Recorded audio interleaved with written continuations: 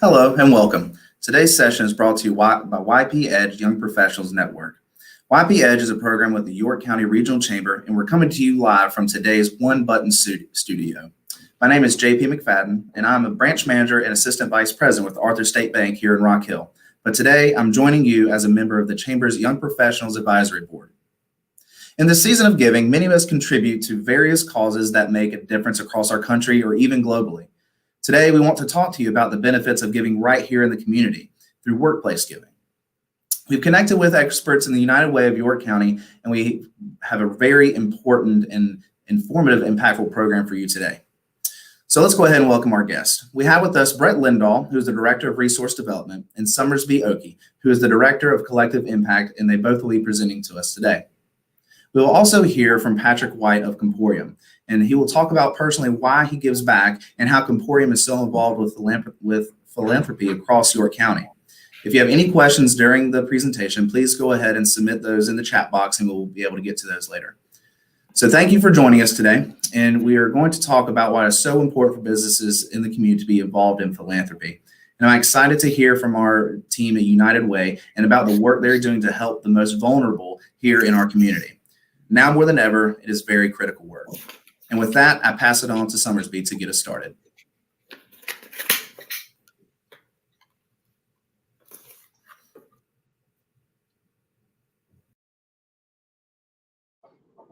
Thank you, JP. Hi, everyone. My name is Summersby. I'm the Collective Impact Director at United Way of York County. And today, to get started, once we get our presentation up and running, I'm going to talk to you all a little bit about the cost of living in York County. So I know oftentimes you come on a webinar and you are settled in to eat your lunch or just watch. But luckily, this participation is just through the comments. So if you're on Facebook, you can leave a comment and you don't have to show your face or speak. So we're going to do a little bit of self-sufficiency trivia to get warmed up and to set the stage a little bit for why this work is so important.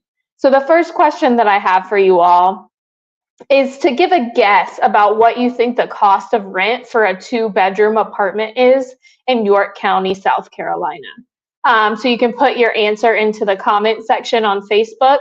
And we want to know, on average, what do you think your guess is for the cost of rent for a 2-bedroom apartment?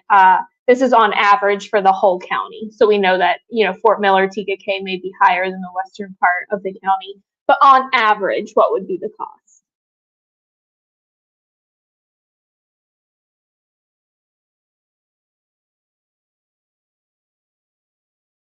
Okay, we have a guess of $900. We'll go to the answer and see how close people are.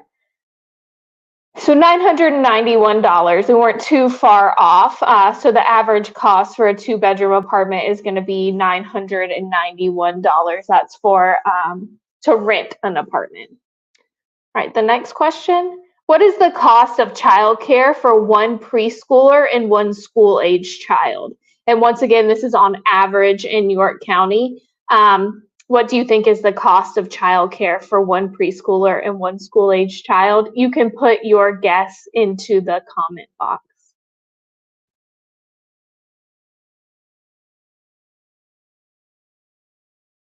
All right, we have a guess of $500.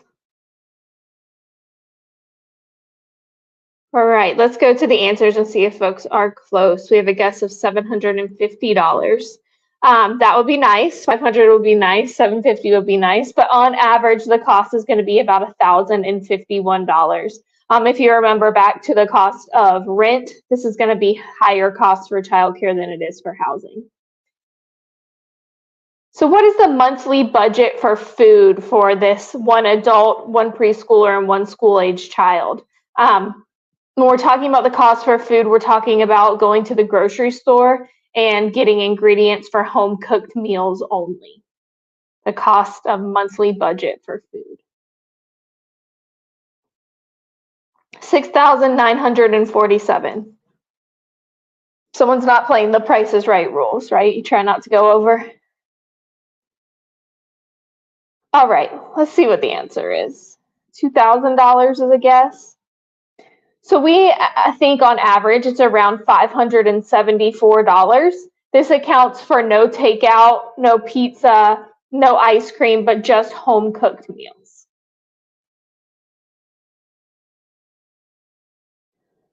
So the last question is, based on the cost of housing, the cost of childcare, the cost of food, what do you think the annual wage, so the amount that they make per year, is needed to be considered self-sufficient in York County? And once again, this is for a single parent with a preschool and school-age child.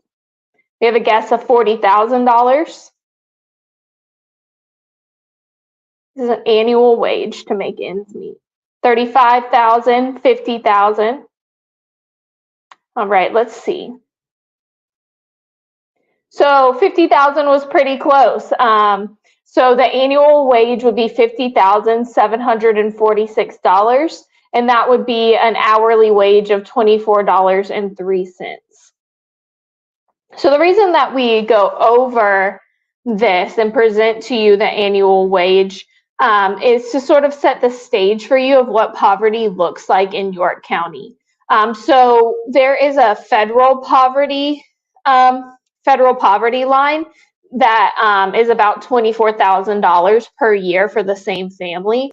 And so we really feel like that federal poverty line measures deprivation. What we want to do is take people from struggling to thriving. And so to be able to meet all of your needs without help is what we're describing as self-sufficient at that $54,000 per year. So 20% of working families with at least one worker are living below that federal poverty line. So they're making, not only are they not making at the self-sufficiency level, but they're making even below that, at below the federal poverty line. So with $24.03 as the living wage, we know that folks that are working in fast food, folks that are packing your groceries, folks that are helping you when you're doing your Christmas shopping in a retail store are likely making close to the federal minimum wage of $7.25 an hour. So they're not getting close to the self-sufficiency standard. And so United Way of York County partnered with the United Way Association of South Carolina and the University of Washington to do a self-sufficiency study in York County. And that's how we came up with these annual wages, these costs of living, about what it looks like to be in poverty in York County. And so we know that we are aiming for a family of 3 to make about $54,000 a year. But 1 in 5 families, or 21%, are making under $25,000 a year. So they're not even halfway to that point. So United Way of York County, understanding this data, we've revised our mission and we've come up with a bold goal to help 3,000 York County families achieve financial stability by 2030. So our idea is that we don't just want to help people survive, right? We want to help them thrive. And we know that a financially stable community is one where everyone thrives, so that when we help one family become financially stable, we help everyone in the community. So in order to work on our bold goal, we have really identified some root causes of poverty that we see in York County. This is the need for financial literacy. So understanding the knowledge, skills, and abilities such as creating a budget, having a bank account, the importance of emergency savings, and also the need for education and workforce development. So the idea that folks who are earning under this self-sufficiency standard perhaps could benefit from a GED or a short-term learning or a license in something like line worker or a CDL.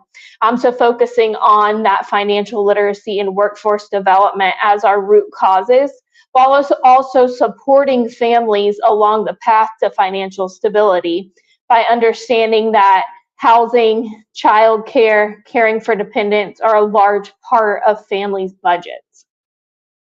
And so when we talk about poverty, oftentimes you see doom and gloom images of folks who are struggling, maybe homeless, who are asking for food. And those people do exist in York County, and there are quite a few agencies that are doing wonderful work in that area. United Way of York County wants to work with folks after they're out of crisis, but they're still not making ends meet.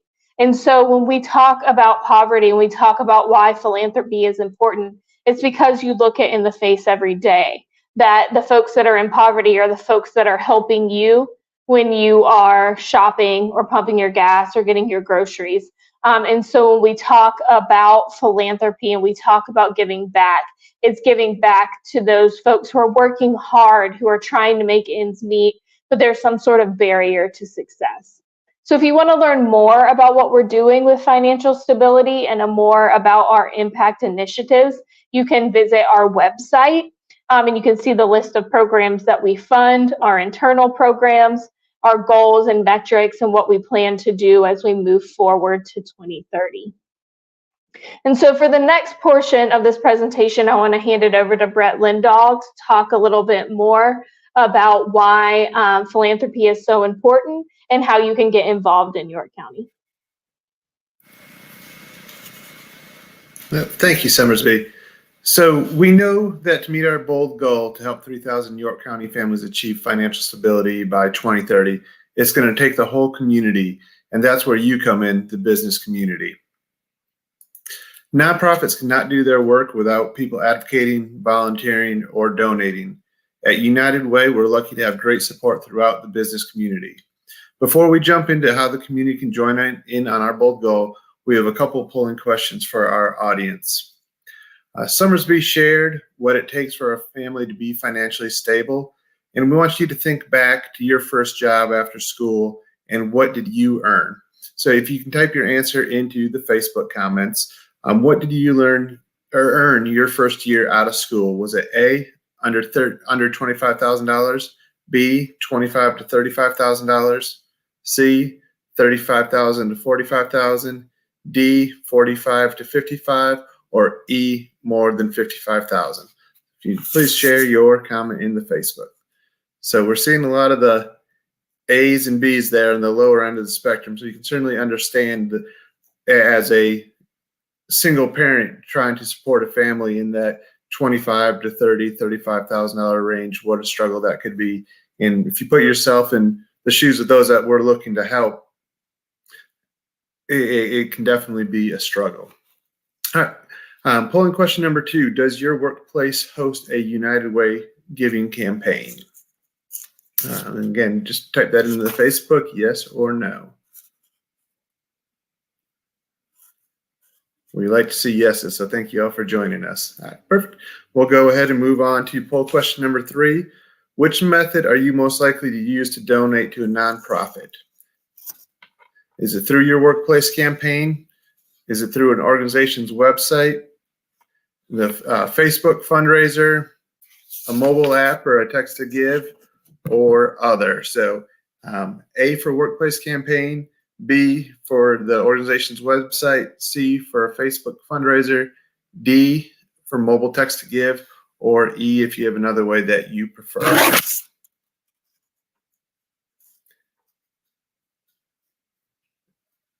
Great, thank you for your feedback. All right, and we appreciate you participating in the questions. As we move forward here, we'd love to talk to you about United Way workplace giving campaigns and how folks can get involved. So when you visit our website, there's a variety of ways to become involved with United Way, whether it's workplace giving, whether it's being a volunteer and advocate for United Way, or our Small Business Alliance, which I'll talk to you about in just a second as well. But looking into workplace campaigns, campaigns are all about bringing people together in local workplaces so we can tackle the most pressing issues here in York County. We know that for us, that's workforce development and financial literacy. Workplace giving campaigns allow employees to donate directly from their paycheck. In a sense, you can set your paycheck at the beginning of the year, what contribution you like to make, and forget about it. You never see it coming out. You can also, have choose a couple of dollars, large or small, whatever your checkbook allows, whatever your heart allows.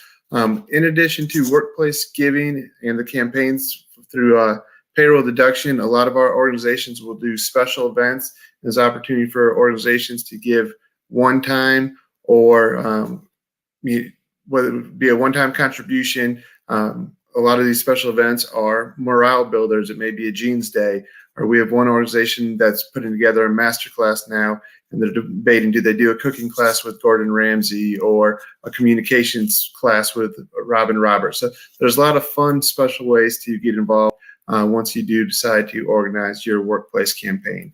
And of course, we're strong believers that United Way provides the most efficient and effective way to make a difference in our community, allowing your employees to give with confidence. So beyond workplace giving, one of the newest ways to give in York County is our Small Business Alliance. As a small business owner or employee, you are in it for the long haul. You're part of York County. You're rooted here, your business is rooted here, and community involvement can be a valuable tool for your organization. Joining York County, United Way of York County Small Business Alliance is a simple, affordable, and rewarding step for your company's philanthropic goals, or maybe a way to establish your corporate social responsibility. And small businesses can make a big impact. We offer different levels of giving, range from $600 annually up to $2,500. And of course, we'll work with any business at any level. So giving back is good business, we say, and we definitely want to recognize one of our major partners in the community, which is Comporium. They do a great deal of work here in York County. And with that, I'll pass it to Patrick White so he can speak with you directly about why he is passionate about helping others. Patrick? Good afternoon, everybody. Thanks, Brett.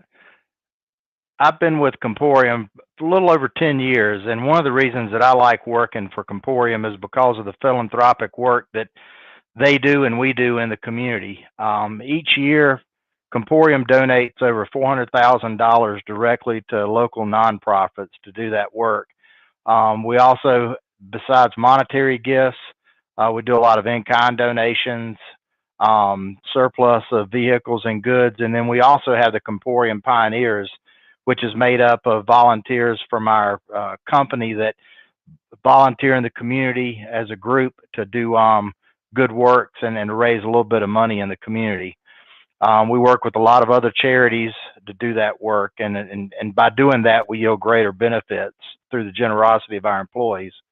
One of the things you might ask is why do companies and why does our company give back to the community? I think one, it gives you a little bit of credibility and respect in the community. Certainly, we get our share of feedback, but the feedback that we get from helping others in the community, whether that's through monetary donations or through working with other organizations, you know, that's an investment here.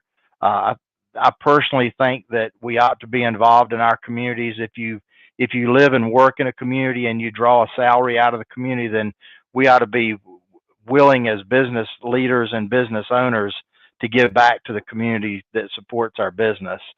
Also, by doing so, it makes our community a better place to live.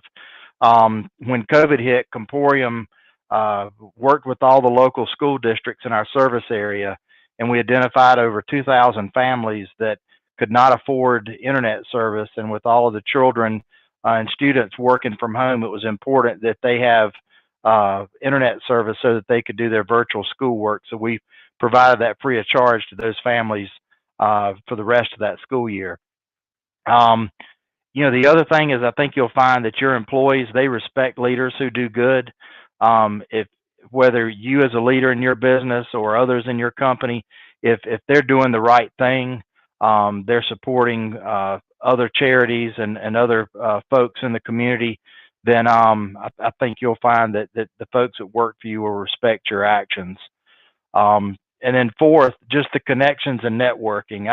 I've been involved not only in the United Way, but with Rotary, the Greenway Board.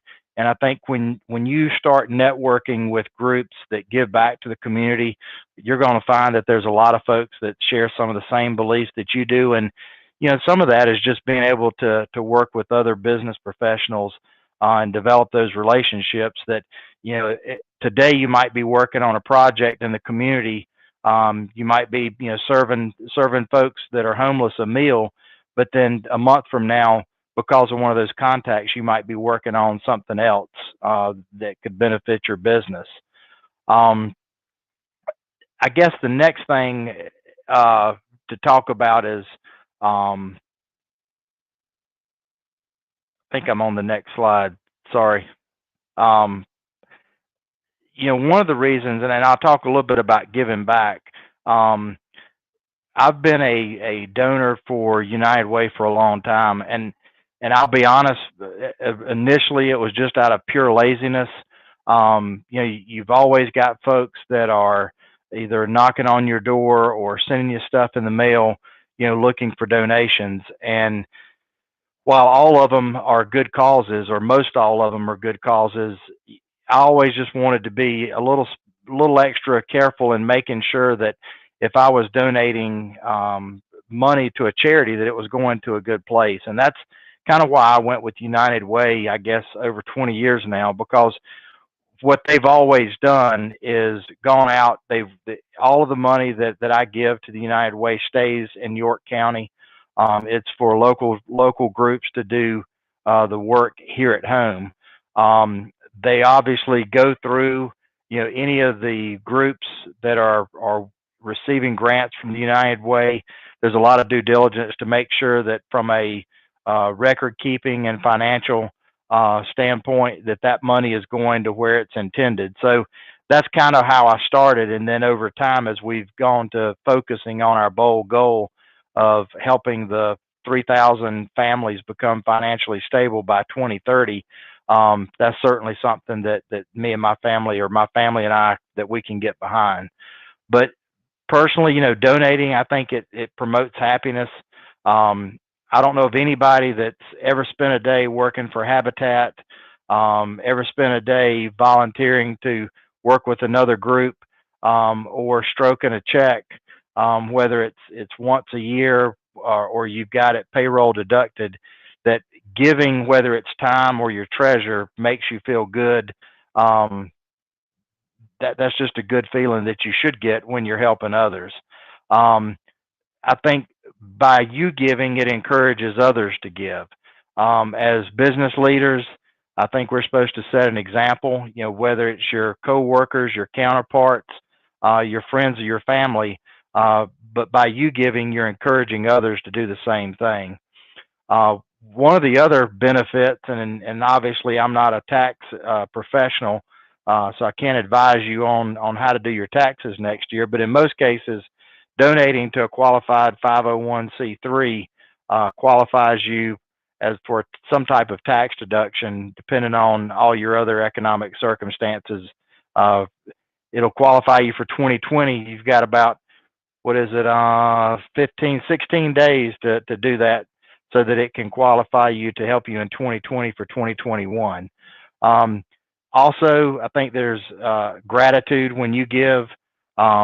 I would imagine that most of the folks on this call are blessed with beyond measure, whether it's your families, your home, the things that we have that a lot of other folks in our community don't have. So I think every time you give something or you help someone, it helps you to understand that there's a lot of folks in the world that don't have it as good as we do.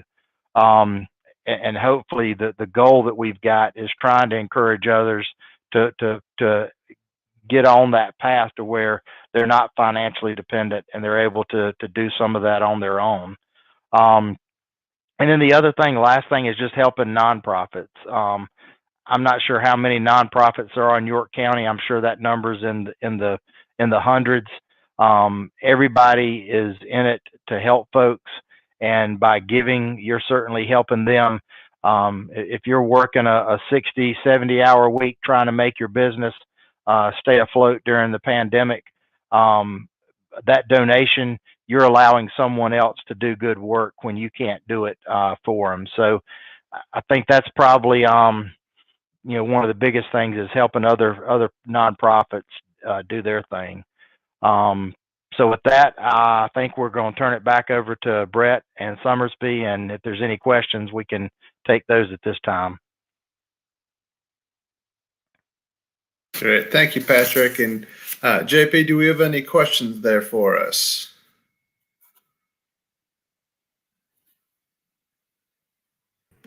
Yes, actually, looks like we had a few roll in here. We'll start off.